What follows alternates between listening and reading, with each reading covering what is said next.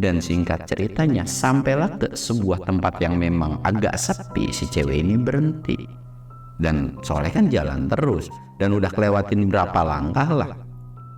Soleh ini nanya, kok berhenti Neng? Emang udah sampai? Mana rumahnya gitu kan? Dan Soleh itu sambil kayak nengok kan.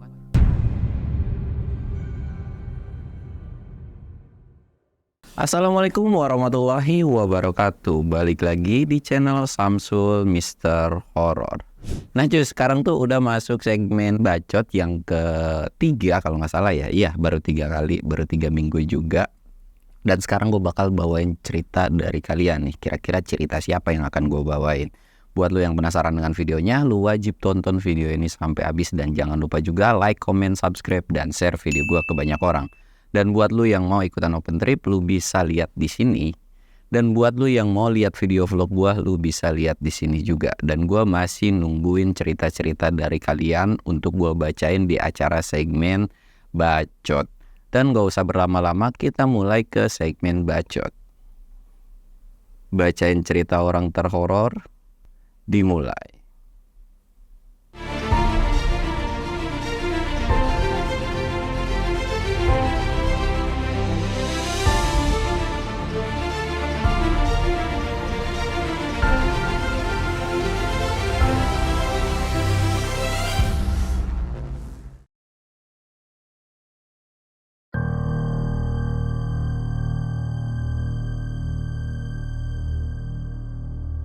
Oke jadi sebelum masuk ke ceritanya, kita ritual kayak biasa ya. Jangan lupa ngopi biar nggak panik ya.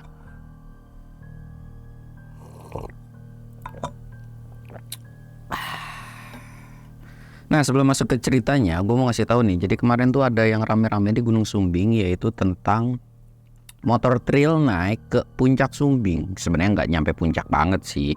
Mungkin ya batasannya tuh mungkin sampai pos 3-an lah, hampir dekat mendekati lah.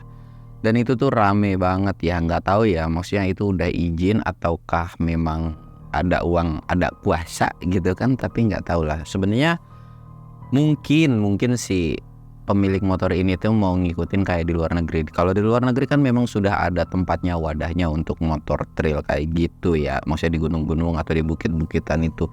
Cuman ya untuk yang suka hobi ya itu sih silahkan aja, cuman ya ada baiknya kalau memang diperbolehkan udah memang jalurnya jalur lintasan motor trail ya silahkan aja. Tapi kalau misalkan belum, jangan sekali-kali nyoba, malah yang ada kena hujatan gitu ya, karena kan memang bahagianya orang tuh beda-beda. Gue pun nggak akan ngebela ono ngebela ini, tapi agak kesel sih sebenarnya.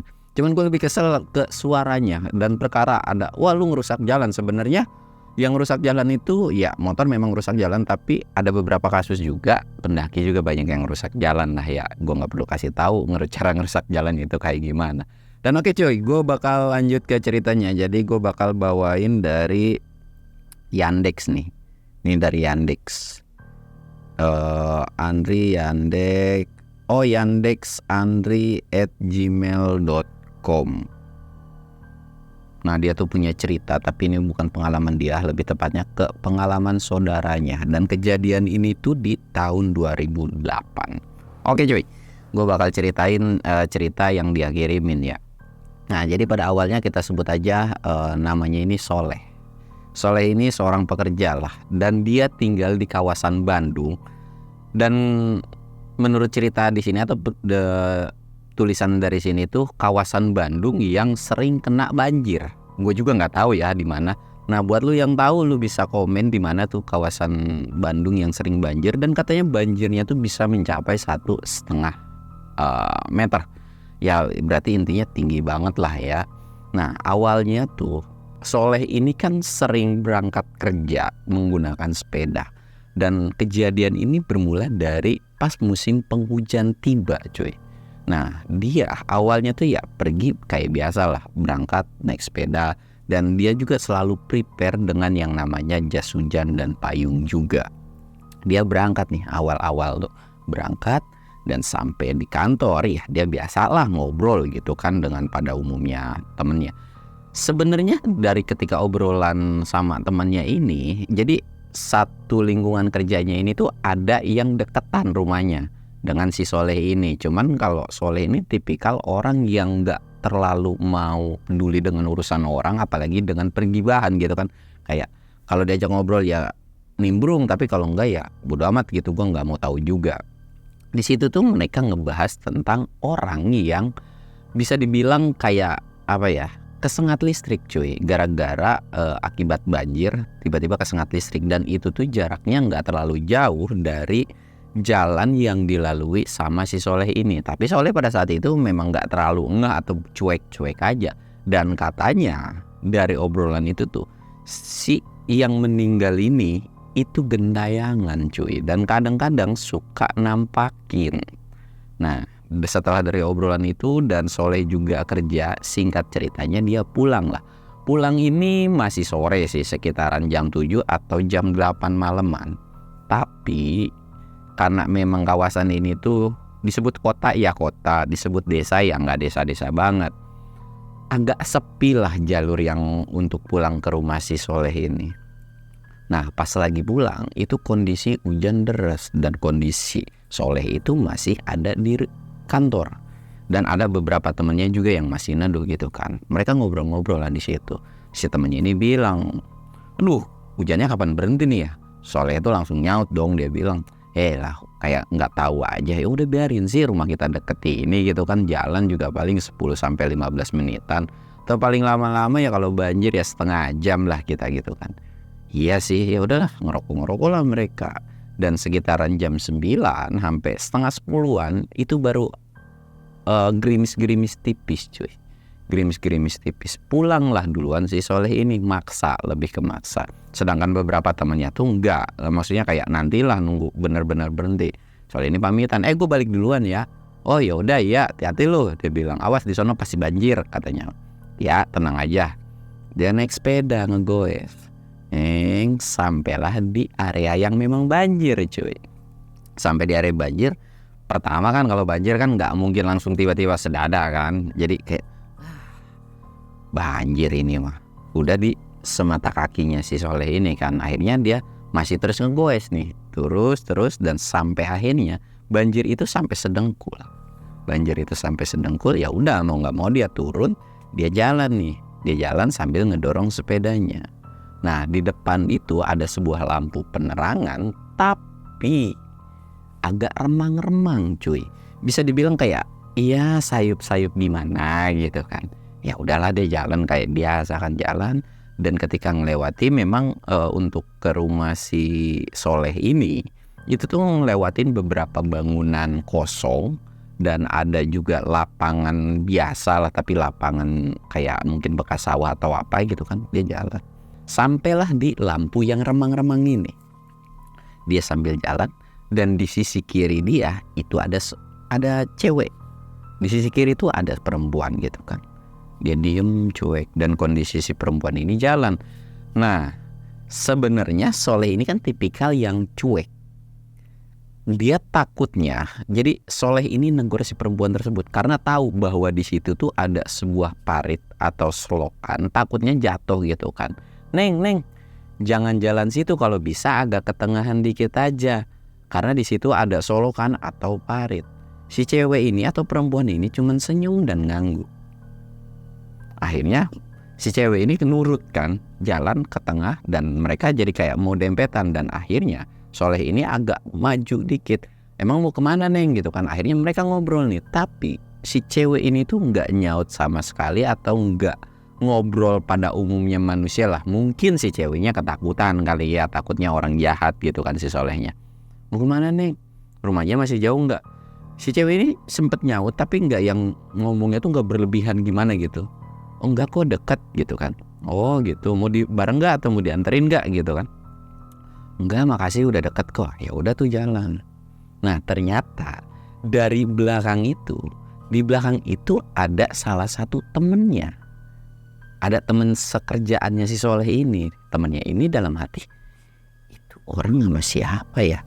Nah, si temennya ini ngeliat kalau Soleh jalan itu kan kelihatan genangan air kan, set.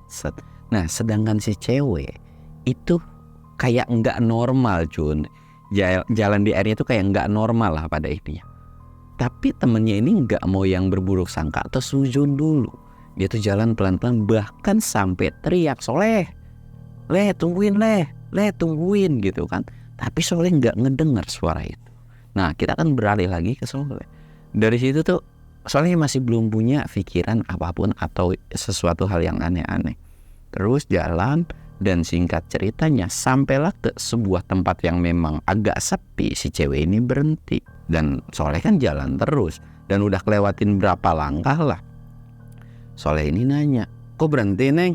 Emang udah sampai? Mana rumahnya gitu kan? Dan Soleh itu sambil kayak nengok kan, ini perasaan tempat sepi dah, nggak mungkin di sini kan? Nggak apa-apa, duluan aja gitu kan. Ya udah duluan deh akhirnya. Ya udah Neng, saya duluan ya gitu kan. Terus jalan, mungkin udah ada jarak 10-15 meter jalan, dan dia baru nengok ke belakang. Lah, nih cewek kemana kok tiba-tiba hilang?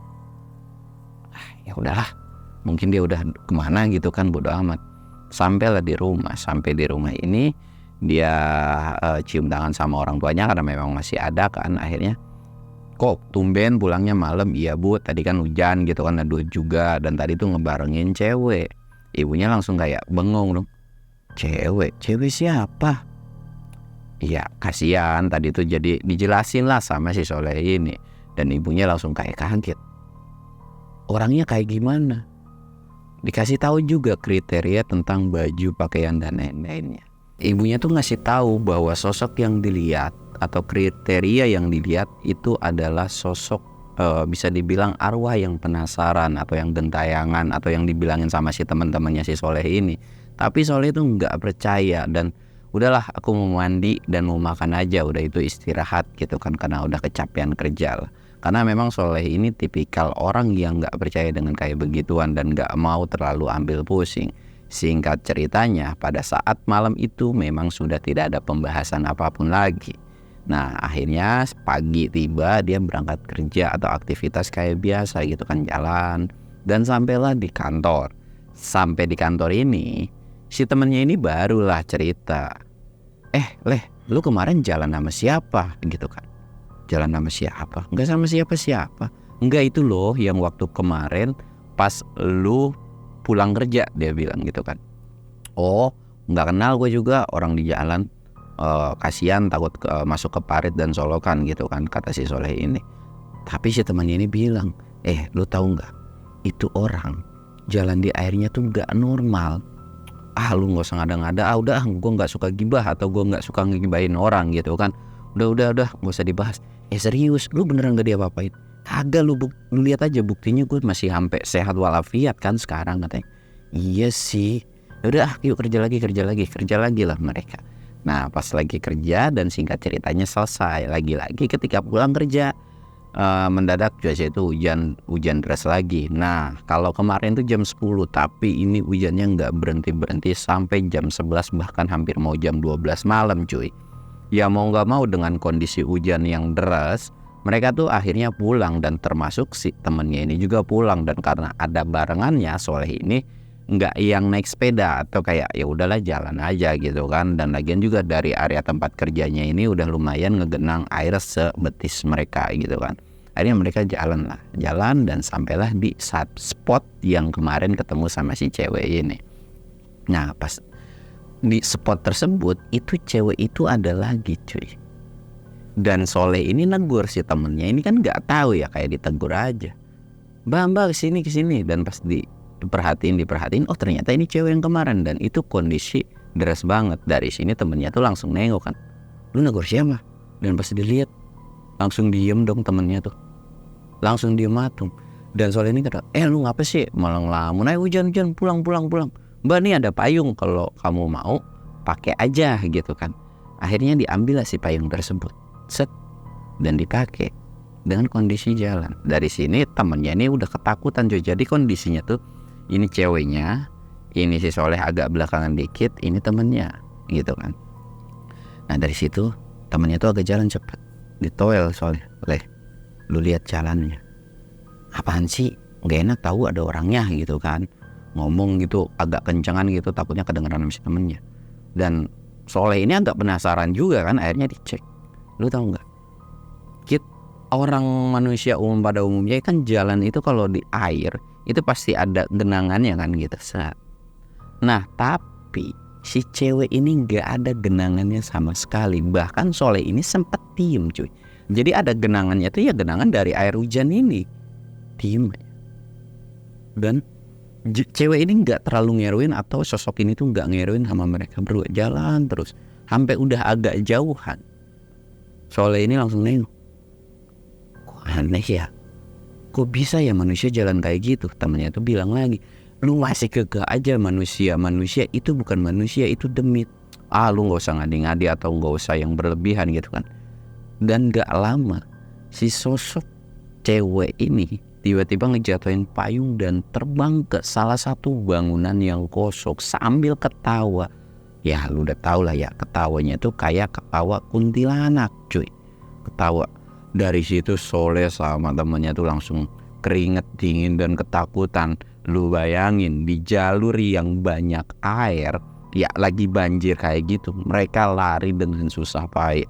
Lari terus. Bahkan si temennya ini hampir mau tenggelam. Ya sebenarnya cuma sebatas paha doang sih.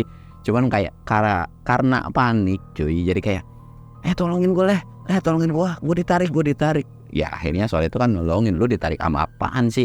Orang lu masuk ke lubang doang gitu kan. Akhirnya mereka jalan dan singkat ceritanya sampailah di tempat area yang memang tidak terlalu tidak terlalu tinggi lah airnya gitu kan.